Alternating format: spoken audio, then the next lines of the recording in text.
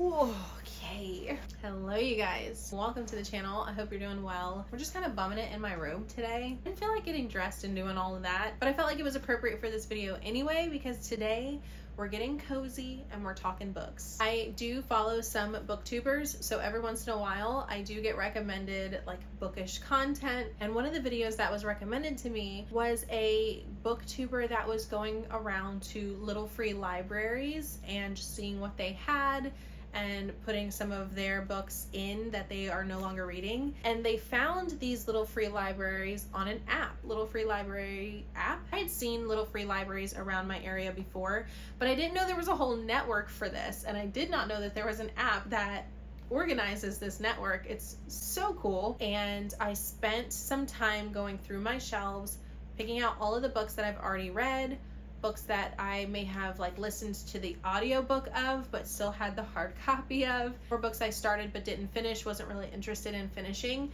All of those types of books I pulled off my shelves and we went to the little free libraries around me. And then of course I went and bought more books. I love getting secondhand books. One of my favorite places to buy books is my library. They have a library sale where people will donate their unwanted, good condition books to the library. The library sells them for incredible prices. It's $1 for paperback, $2 for hardcover. They also have DVDs and stuff like that, but obviously the profits benefit the library. So not only are you helping the library, but you're getting really awesome books for insane prices. I also like getting them from thrift stores and book outlets and things like that, but the main place I get a lot of my books are from library sales. So I was really excited to find that we have a ton of little free libraries registered on the app in my area. So I brought you guys along with me while I went to a few different of the free little libraries and stocked them with some of the books I pulled off of my shelf. So that allowed me to share the love with other people and make room on my shelves for some new stories to read. So really quickly, I'll show you the experience going to all of the free little libraries, what I put in the libraries, what the libraries looked like, what was already in the libraries. Yeah, I'll show all of that to you now. Okay, ignore my dirty car, but these are the books that I'm gonna leave here. We have This Bird Has Flown, The Startup Wife, Anxious People, Bless Your Heart, Supercharge Your Sleep, and Out of the Corner. All of these I have read and enjoyed, except for this one. I got like halfway through it, but somebody else might enjoy it a little more. Some of these are advanced readers copies, but I figure like I feel bad throwing them away, so we're just gonna give them away and hope somebody else can enjoy them as well. This is so cute. This one is pretty stocked. There's like a bunch of kids books in here too, so hopefully it's okay that I'm putting some adult books in. Okay, so here we go. We're not taking any today, but excited that we could drop some off. Hi bookies! We're at the next location. We're gonna be putting in Last Girl Ghosted. I didn't finish this one, but I do have the audiobook of it, so I'm gonna go ahead and let it go. Big Girl, this one is so good. By the Book. Dances, another really good one. And then we have like 7 of these, so I'm gonna give away the Elf on the Shelf and Treating Traumatic Stress in Children and Adolescents. But yeah, so these are the ones that we're gonna stick in this library. Oh, this one is stocked. Wow. I like that a lot of them have benches by them. Wow, okay, let me see how I can fit books. Not ideal, but I couldn't fit them in there any other way, so we're just gonna have to leave it like this. We are at our next free library, so we'll do 4 books. We're gonna do The Frederick Sisters Are Living the Dream. This one is really good. Lucia of the Night Forest. Another good one, Sister Friends Forever, and Everything's Fine by Celia Rabes. These are really good books.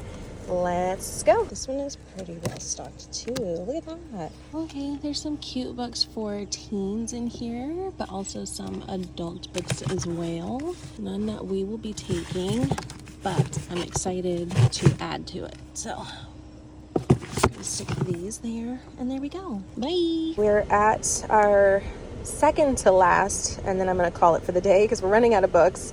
And I'm tired, but this one is Love, Death, and Rare Books. And then we have The Sign for Home.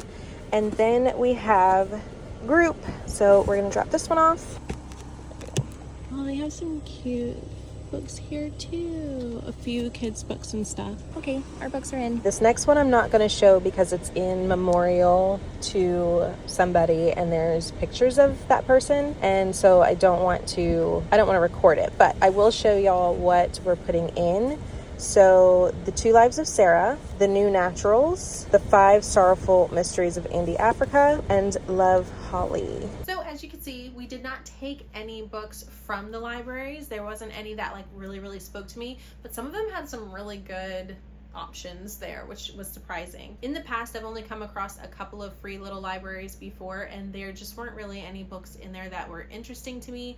None of them were really newer. They were kind of all older. A lot of them were self-help or were historical or things that like I feel a younger generation wouldn't really be interested in. And that's sad because I feel like these free little libraries are a great way for people to kind of dive into reading without any pressure. They don't have to spend any money. If they don't like the book, they can always just bring it back to the free little library, but there's also not a time constraint the way the library has. So I love the concept of these free little libraries, but I do think that sometimes we just need to like consciously update them, you know what I mean, and make sure that everybody can find something that they might like. So I was really excited to be able to throw in some fresh releases, and hopefully somebody finds them and finds their next favorite story. So that was really exciting. That's something I'm definitely going to be doing at least once a month, just kind of going through my shelves, seeing what I am no longer reading or what I've already read that I could pass on. And now that I've seen those little libraries and seen how many we have around me, I do kind of pick up some extra books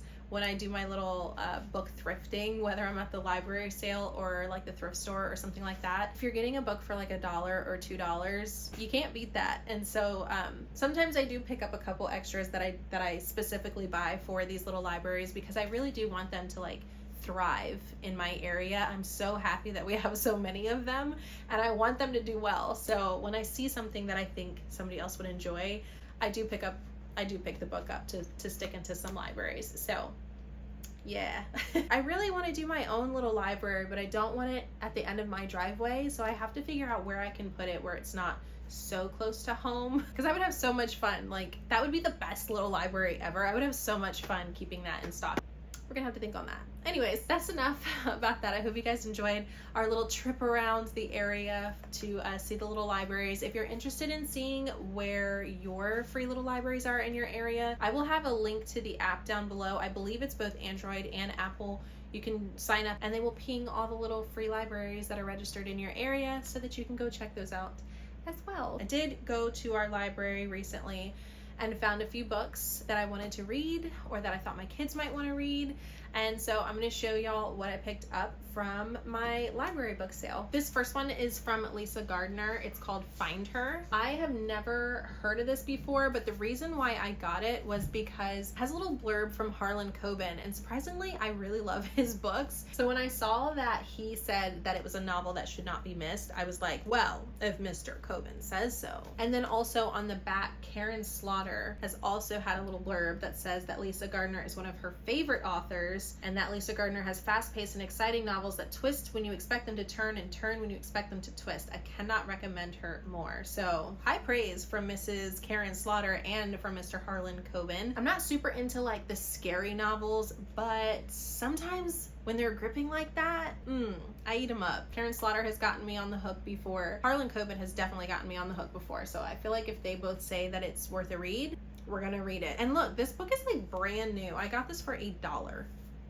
Stop. I will put a link to each of the books' Goodreads profile or whatever so that you could read a little more about it. So check that out down below if you're interested in learning more about any of these books. This next one is called Mrs. Dalloway from Virginia Woolf. I'm really interested in reading more classic novels or books from really big figures in the book world. Virginia Woolf is like a huge figure in the literary world, and I have not really read any of her work. I'm interested in figuring it out. I'm not typically one for classic literature. I love obviously more modern novels.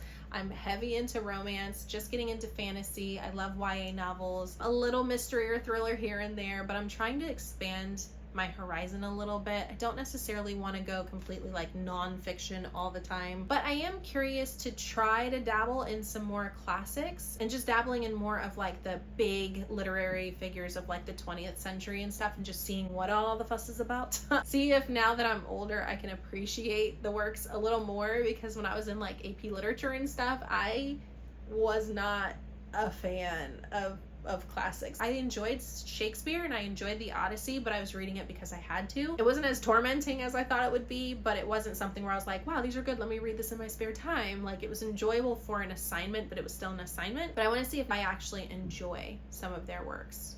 Does that make sense? The book is in great condition, and I figured, why not start now? It's $1. So, Mrs. Dalloway from Virginia Woolf. This next book, I feel like I've heard somebody talk about this, but I don't remember who. This is a newer release though. I think this was released in 2023. Or maybe it was released this year in 2024. I don't remember, but this is a newer release, and honestly, this cover is just... Are you kidding me? I love this cover so much, but I swear I've seen somebody talk about this that I was watching on BookTube, and I don't remember what they were talking about. For some reason, it's just like this title and cover stuck in my mind. So when I saw it, I was like, wait a minute, this is on my list of books to read. I remember this book. This is The Lost Bookshop from Evie Woods, and the little blurb on this seems so interesting. I will put a link to it on Goodreads down below if you're interested in reading more, but I just remember somebody that I watched on YouTube rave about this, and I remember wanting to read this. I remember it being in the back of my mind, something to look out for, and lo and behold, it was at the library sale for $1 in great condition again. So very excited about that. And of course, with these books, when I'm done reading it, they're going to the free little libraries. So I try to make sure that the books I buy are in good condition so that I can always pass them on. And when I read books, I try really hard not to crack the spine and stuff. So as long as it's in good condition when I read it, it'll stay in good condition for me to pass it on. So anyway, this next one was a super popular one. I think like last year. When was this printed?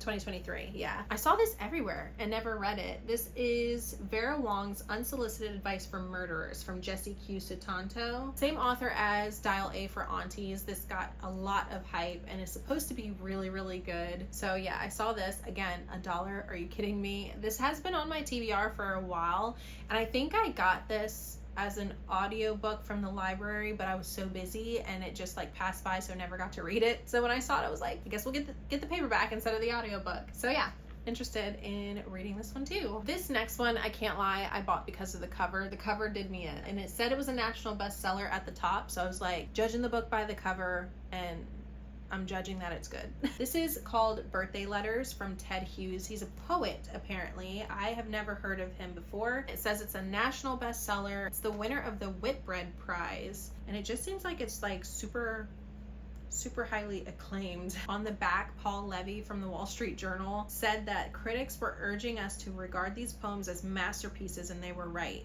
Their intensity of feeling, the clarity of their imagery, the precision, energy, simplicity, and fluidity of their language are all striking.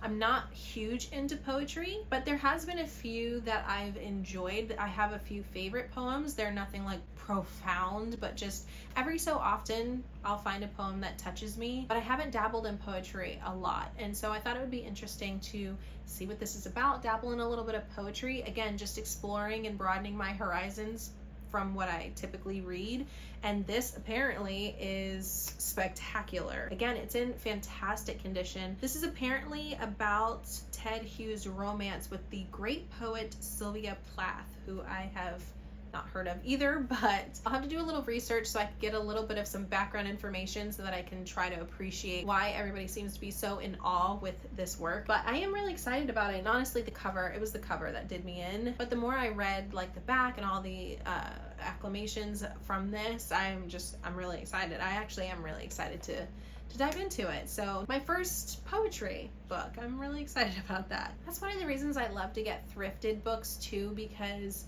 a lot of times when you just go into Target or Walmart or even Barnes and Noble, you're finding books that are popular right now in the moment. But when you go to like a thrift store or a used bookstore, or even like a book outlet, a library sale, something where there's like gently used books or just like older books, they're not all just like recently published, you'll find some really interesting things that nobody's talking about that you might absolutely love. So it helps you broaden, you know, the possibility of what books you're reading instead of just reading the current bestsellers or the current releases or something like that. And I just love seeing that. Sometimes I get sick of seeing the same titles and the same books, and as exciting as that can be, and don't get me wrong, I read my fair share of new releases, but I love finding things that pique my interest that maybe was printed 100 years ago or 50 years ago or 10 years ago, you know what I mean? Not just like this year or last year. Anyway, moving on. The next one is called The Imperfectionists from Tom Rachman.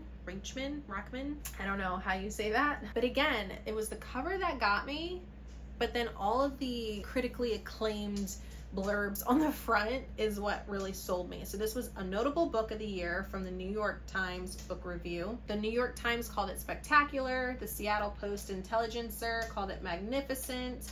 The Washington Post called it beguiling. When was this written? Because who has said beguiling in the last like century? This is crazy. It literally has pages upon pages of reviews from like Vogue and The Spectator and the Dallas Morning Star and The Observer. I mean, like, okay, so this was printed in 2010. So apparently we're using the word beguiling in 2010. It says it was named one of the best novels of the year by the New York Times, The Economist, NPR, Slate, the Christian Science Monitor, Financial Times, The Plain Dealer, Minneapolis Star Tribune, St. Louis Post Dispatch, Kansas City Star, The Globe and Mail, Publishers Weekly. He did not come to play, y'all. He did not come to play. One of the most acclaimed books of the year, Tom Rachman's debut novel follows the topsy-turvy private lives of the reporters and editors of an English-language newspaper in Rome. Interesting. Yeah, The Imperfectionist. This one I actually heard talked about on a channel that I just recently found, but has quickly become one of my favorites in the booktube space. The channel is called And They Were Readers, and it's a male-female duo that gives their perspectives on the books that they've read. They share hauls, they kind of give their like ratings on what their favorite books were for the year, that kind of thing. Just really awesome bookish content that I have quickly fallen in love with. And one of the things I love about their channel is that they are not just reading the popular new releases. I mean, they are such intelligent people. Both of them, you can tell, just insanely intelligent. Hearing their thoughts on these books it's incredible. It feels like you're feeding your brain, and I love it. But they also talk a lot about books that are in genres that I don't typically read, and encouraging me to kind of dabble in different genres. It's just so unique to other content that I watch on YouTube, so I really appreciate their channel. One of the authors that they had talked about was Chimamanda Ngozi Adichie. I know that I'm butchering that. I'm so sorry. Let me just show it to you. Either they read or they picked up in a haul a book from this author, and they had said that they really liked Americana. So when I pulled this off the shelf, I literally squealed. I was so excited because after hearing them talk about this author and talk about the book, I had this on my list of books to try. And so getting this for $1, it's in incredible condition. It doesn't look like it's ever even been read. I mean, it looks brand new. This is not a book that I have ever seen just laying around somewhere. So the fact that I found this at my local library for $1 in pristine condition is absolute bananas. It's just like the book universe aligning for me, and I snatched this up so fast. I was so excited. So I'm really excited to read this. This is one of the 10 best books of the year according to the New York Times, and again, this book just has pages of high praise. It was the winner of the National Book Critics Circle Award, and just has a lot of high accolades from NPR, Entertainment Weekly, Seattle Times, the Oprah Magazine, Boston Globe, the Washington Post. I mean, just yeah, insane regards for this book. So I am very, very excited to give this one a read. I was so excited to see it on the shelf, and I'm just very blessed to have it. So I'm very excited about this. I hope that my brain can absorb it. Sometimes I feel like I don't dabble into other genres because it takes a certain type of knowledge and capability to really absorb what you're reading. And sometimes I think I doubt myself a little bit. Like I can absorb fiction romance or fiction thrillers or YA novels. Like I can absorb that quick, easy, transports me to another world. But sometimes when books are touching on deeper subjects, or they're written in such an intelligent manner that you really do have to kind of pay attention, and you really do kind of have to have the capability to absorb it And sometimes I doubt that I have that capability. And so I feel like highly regarded books like these can sometimes go over my head. And I haven't tried to read them in several years because of it. I feel like I just wasn't smart enough, which is nonsense. But yeah, I think now that I'm older, maybe my brain will cooperate. Maybe the wisdom is there a little better. I can absorb it a little more. I can focus on it a little better. I don't know. But anyway, either way, I'm really excited about it. This next one, again, I got because of the cover. This is Fat Chance, Charlie Vega. Besides the cover, what really sold me was this blurb at the top. It says, "This book feels like your best friend giving you a hug. It's warm and sweet and healing."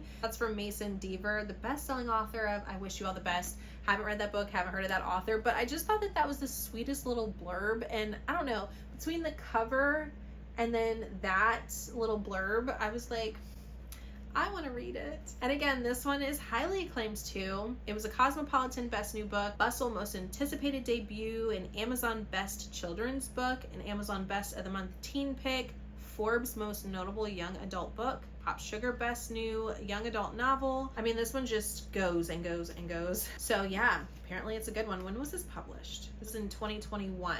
So yeah, I never heard of this, never heard of the author, but the cover caught my attention, and then all of the accolades, and then of course that cute little blurb at the top made me grab it. And I think this is one that once I'm done reading it, I might keep it around for a while and see if my older kiddos want to read it. So yeah, I'm excited about that. I keep saying I'm excited, I'm excited, I'm excited. Truthfully, I am though. I really am excited. How to Get Shit Done by Erin Falconer. I feel like I've heard of this, but maybe not. I don't know. Honestly, the cover just caught my attention. Why women need to stop doing everything so they can achieve anything. I am in a place in my life right now where I feel like there's so much on my shoulders. And not to go on any kind of like wild rant, but I do feel like in general, this doesn't apply to every situation, and I know that, but in general, women have so much pressure. We're expected to do so much and so little at the same time. If you relate, you relate. If you don't, that's amazing. Big ups to you. But most of you probably relate to me that women are supposed to just be everything and nothing all at the same time. And it can be so heavy and so difficult to navigate. I'm kind of in that space right now where it's like, you gotta be mom, you gotta be wife, you gotta be boss, you gotta be the breadwinner, but you also have to be the homemaker. You have to be the CEO and the secretary of your home. Like, it's just a lot. I'm having a really hard time with that right now, if I'm gonna be honest with y'all. And so when I saw this, I was like, yes, maybe a book will just make me feel seen. You know what I mean? But yeah, it says that this book helps you realign the definition of personal productivity with what real success looks like. And I think that that is so important right now, because we can all define success differently, but I think society has such an intense picture of what success is and what we should be striving for and who we should be and how we should be that person. And it just gets overwhelming. This was Refinery 29's top 10 women changing the digital landscape for good, which I am all for. I love that. Typically, I'm not like a self-help, self-improvement girly when it comes to books, but I'm down for this one.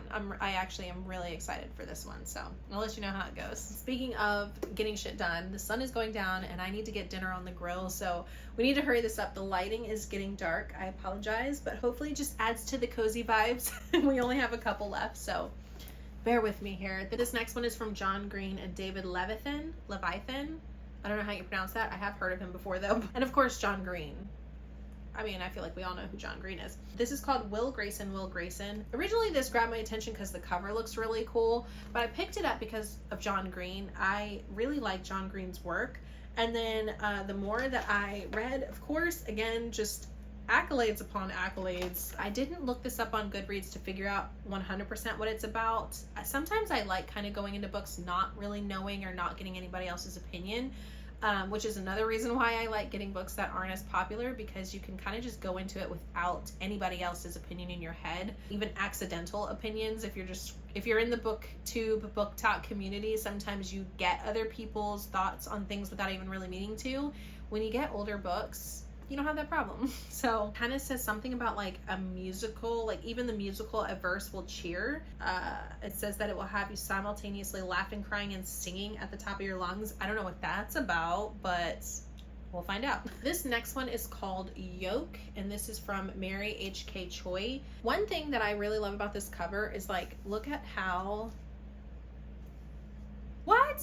That is so cool. This one I did read the cover just to kind of get an idea of what this was about, and it does seem like a heavier book. It is about a sister who gets cancer. We'll leave it at that. First of all, she's stunning. Not that that matters, but hello. Typically, I don't love reading super sad, heavy books, but there was something about this. It's like two sisters. One gets cancer, and I guess it kind of brings them, it's like through the journey of that and them getting closer to each other. And I don't know, for some reason, it just touched me in a way where I was really interested in reading the story. And even though it might be heavy, it seems like it's one that I would really enjoy. So yeah, Yolk. And again, in great condition. Hardcovers at my library are $2, so you can't go wrong. Worst case scenario, I get books that I don't like and I can just take them to the free little library, so there's no loss there. But the last one I got, I saw everywhere years ago. This is The Unexpected Everything from Morgan Matson. This is a book I literally used to see all over the place on Goodreads. When did this come out? It's got to be at least like 10 years old or something. I feel like it's been out for a hot minute. Okay, 2016, so not quite 10 years, but it's been around for a while. And I remember seeing this everywhere for such a long time, and it's been on my TBR in the background for so long, and I just never got around to reading it. So when I saw it, I was like, oh my gosh, I remember that book. I meant to read this when it first came out. $2, it's here now. We're gonna read it. This is another one that I think this is a YA, if I remember correctly. So when I'm done with this, I'm going to give my older kiddos an opportunity to read it before we pass it on. But very excited about this. It's about freaking time. This book is way thicker than I thought it was.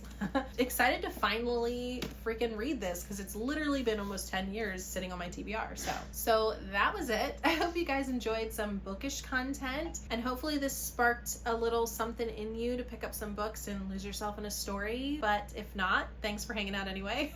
If you've read any of these books or any of the books that we put in the free little library, let me know which ones you've read, which ones you're interested in reading. Do you have free little libraries near you? Do you visit them often? Or is this your first time even hearing about free little libraries? Chat about it. Let me know down below. Hope that was interesting to y'all. Again, thank y'all so much for hanging out with me. I hope you're having an incredible day, and I'll see you in the next one. Bye!